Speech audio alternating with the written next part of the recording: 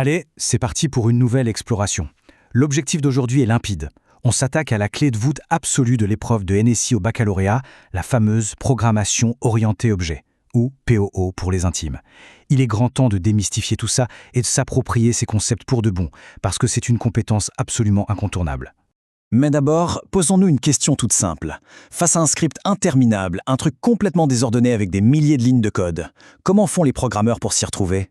Eh bien, quand le code devient chaotique, la programmation orientée objet débarque comme la solution d'organisation ultime. C'est littéralement comme jouer au Lego. Chaque pièce a un rôle ultra précis, des caractéristiques propres et s'emboîte logiquement avec le reste. Fini le chaos incompréhensible, on passe à une structure parfaitement huilée. Au menu de notre explication aujourd'hui, un vrai parcours de bâtisseur. On va commencer par décortiquer le cœur de la PO, puis on différenciera les classes des instances, on regardera de plus près les attributs et les méthodes, et on dévoilera la magie des méthodes spéciales en Python.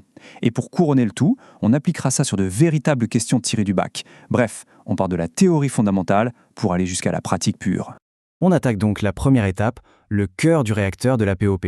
Avant même de taper la moindre ligne de code, c'est indispensable de bien comprendre cette philosophie.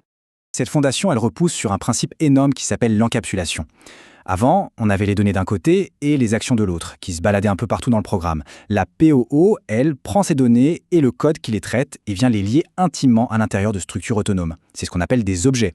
En gros, ces briques logicielles encapsulent tout ce dont elles ont besoin pour vivre leur vie de manière totalement indépendante. Pour bien visualiser, il y a une analogie classique mais absolument parfaite, le moule à gâteau. C'est hyper utile pour ne plus jamais confondre deux termes essentiels. La classe, c'est le plan de construction abstrait, donc le moule en lui-même. L'objet, en revanche, c'est le résultat concret, palpable, créé à partir de ce plan, c'est le gâteau. Avec un seul et unique moule, une seule classe donc, on peut créer une infinité de gâteaux uniques, une infinité d'objets. On passe à l'étape suivante, classe contre instance. C'est le moment de sortir de la cuisine et de plonger dans la syntaxe Python. Pour créer concrètement un objet, ce qu'on appelle en jargon l'instanciation, la recette se fait en 3 étapes ultra simples. D'abord, on définit le moule avec le mot-clé classe, par exemple classe voiture. Ensuite, on utilise la méthode constructeur, qui s'appelle toujours _init, pour préparer le terrain et initialiser les caractéristiques. Et pour finir, boum, on donne vie à l'objet en l'instanciant directement dans une variable, comme ma voiture égale voituring. C'est là que la théorie devient vraiment du code exécutable. Bon, il y a un petit secret mécanique indispensable à connaître ici, le paramètre self. C'est un peu l'outil interne de Python pour pointer vers l'objet spécifique qu'on est en train de manipuler. La grosse subtilité, c'est qu'il faut obligatoirement l'écrire noir sur blanc comme premier paramètre quand on définit la méthode. Mais après, la mécanique interne de Python le gère tout seul comme un grand. Du coup, on l'omet complètement quand on appelle la méthode dans le programme. Étape 3 de notre construction, les attributs et les méthodes. Voyons voir ce qui fait tourner ces objets de l'intérieur. Imaginons un exercice classique de jeu vidéo avec une classe personnage. Là, la distinction devient limpide. Les attributs, comme les coordonnées x, y et z, servent à stocker la position en 3 dimensions. C'est vraiment l'état interne passif de l'objet. Les méthodes, elles, c'est l'action. C'est ce que l'objet sait activement faire. Avance, droite ou saute. Et en fait, ces méthodes vont tout simplement venir modifier les attributs internes statiques pour simuler du mouvement. Attention, il y a un piège à éviter avec les variables. Une variable d'instance, c'est une caractéristique propre et complètement unique à un seul objet, un peu comme le prénom d'un élève. A l'inverse, une variable de classe, c'est une donnée globale, partagée exactement de la même manière par tous les objets issus de cette classe. On pourrait imaginer un compteur qui suit le nombre total d'élèves inscrits dans une école, par exemple. C'est crucial de bien séparer les deux. Et nous voilà à l'étape 4, avec les méthodes spéciales. Là, on touche à la vraie magie de Python pour débloquer des super pouvoirs. Ces fameuses méthodes spéciales, on les repère au premier coup d'œil car elles sont entourées de double tirets bas, les fameux dunders en anglais. On a ln pour calculer une longueur, lt pour less than, c'est-à-dire strictement inférieur, ou encore equal pour tester une égalité. En glissant ces méthodes dans une classe personnalisée, notre objet devient soudain capable de discuter nativement avec les opérateurs standards de Python, comme les signes plus, moins ou inférieur. Ce qui est véritablement génial avec cette flexibilité, prenons par exemple une classe poème, c'est qu'on a le droit de redéfinir totalement ce que signifie un opérateur. La méthode _len, on peut la coder pour qu'elle compte le nombre de lettres, ce qui donnerait 87 pour un texte de Verlaine et 185 pour du Rimbaud.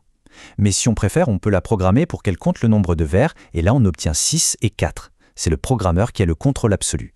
Et c'est la même logique pour les comparaisons. Prenons le Scrabble avec une classe qui modéliserait un mot. La méthode spéciale HULT permet de comparer deux objets de façon mathématique selon nos propres règles. Du coup, Python va naturellement comprendre que le mot wok, qui vaut 21 points, est infiniment plus fort que le mot casserole, qui n'en vaut que 10, même s'il est plus court. Nos objets personnalisés deviennent aussi simples à manipuler que de banals chiffres. Dernière étape, et pas des moindres, les applications pratiques. C'est l'heure d'affronter les véritables exercices du bac, le combat de boss final. Regardons cette situation exacte tirée des annales, avec l'exercice fraction. Le sujet pose une vraie question de survie pour le code. Comment le constructeur de notre classe doit-il réagir si on lui donne un dénominateur égal à 0 ? C'est une impossibilité mathématique absolue qui ferait tout planter. La solution, elle est radicale. Pour protéger nos données, il faut dégainer l'instruction raise associée à une value error, et on place ça directement dans notre constructeur _init. Ça agit comme un bouclier anti-crash. Si quelqu'un tente de créer une fraction corrompue, l'instruction bloque net la création de l'objet avant même qu'il ne puisse exister en mémoire. C'est propre et c'est robuste. Analysons maintenant un bout du sujet prévu pour 2025. Ça parle de codier le célèbre jeu de cartes 6 qui prend. Évidemment, ça demande de modéliser une carte. On commence donc par créer une classe carte, avec deux attributs bien distincts. D'un côté, la valeur numérique de la carte, entre 1 et 104, et de l'autre, un attribut TDB, pour les têtes de bœuf, qui représentent les fameux points de pénalité du jeu. Ensuite, le sujet exige de calculer ces points de pénalité via une méthode calcul TDB. La logique est purement cumulative. Étape 1, est-ce que la valeur est divisible par 11 ? Si oui, on ajoute 5 têtes de bœuf. Étape 2, ça se termine par 0, hop, on rajoute 3 points. Et enfin, étape 3, une terminaison par 5, rajoute 2 points. En fait, la méthode vient interroger l'état interne de la carte pour mettre à jour son propre niveau de pénalité de manière totalement autonome. Et c'est là qu'on touche à la vraie beauté de la PO, les interactions. Le sujet impose d'écrire une classe paquet qui contient carrément une liste remplie d'objets cartes. Et ensuite, une classe joueur fait son apparition pour gérer ce fameux paquet.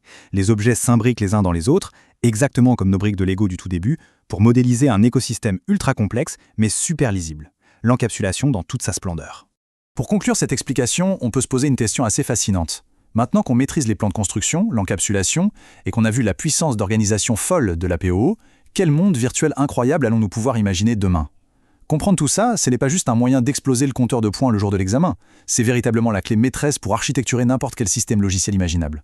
Sur ce, fin de notre exploration pour aujourd'hui, à très vite pour de nouvelles découvertes passionnantes.